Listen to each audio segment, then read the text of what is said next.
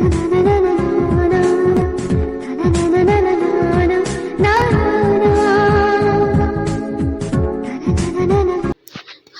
சாம்பார் எப்படி வைக்கலான்னு பார்க்கலாம் வாங்க. சாம்பாருக்கு தேவையான காய்கறிகளை பார்த்துக்கலாங்க.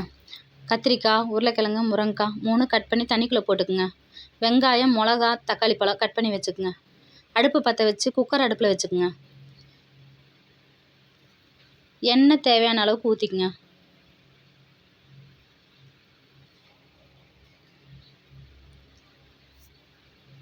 எண்ணெய் காஞ்சதும் கடுகு கொஞ்சம் போட்டுக்கலாங்க.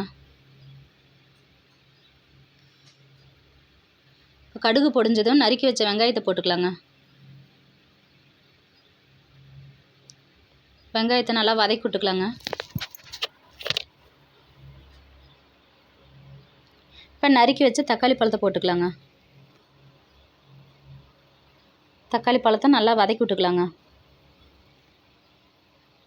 இப்போ மசாலா ஐட்டம் போட்டுக்கலாங்க. சாம்பார் பொடி, மஞ்சத்தூள் 1 ஸ்பூன், சாம்பார் பொடி 1/2 ஸ்பூன். உங்களுக்கு எப்படி காரம் தேவையோ அந்த அளவுக்கு போட்டுக்குங்க. இப்போ தக்காளி வேகிறதுக்கு தேவையான அளவுக்கு தண்ணி ஊற்றிக்குங்க.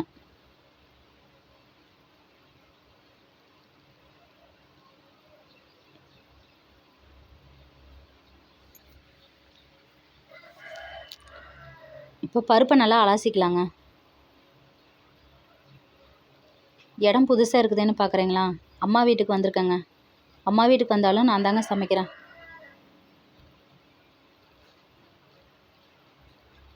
இப்போ பருப்பை நல்லா 1க்கு 2 தடவை நல்லா அலசிக்கணுங்க.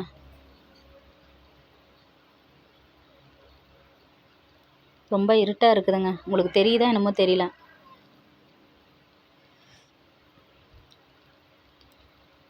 இப்போ தண்ணி கொதிச்சிருச்சு, பருப்பு போட்டுக்கலாங்க.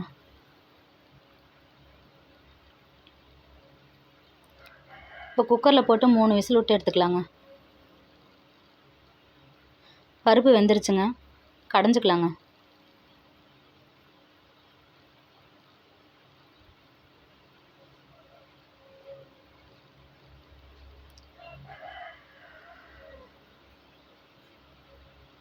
இப்போ அரிஞ்சு வச்ச காய்கறிகளை போட்டுக்கலாங்க.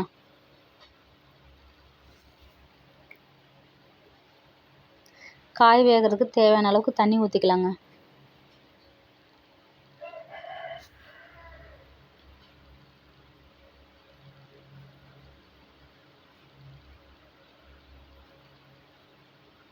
உப்பு தேவையான அளவுக்கு போட்டுக்குங்க.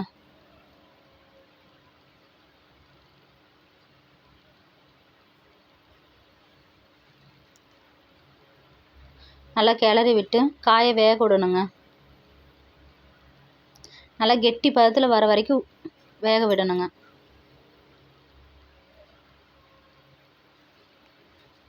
அவ்வளோதாங்க, காய் வெந்துருச்சுங்க.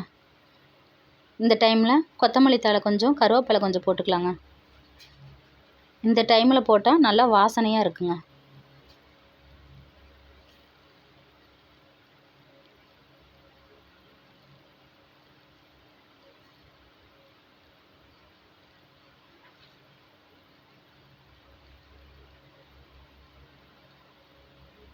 நல்லா கிளறி விட்டு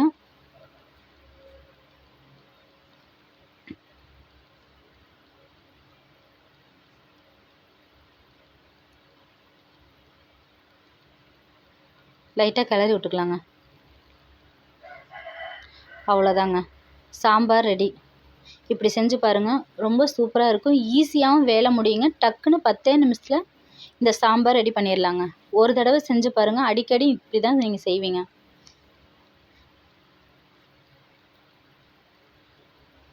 சாம்பார் ரெடிங்க.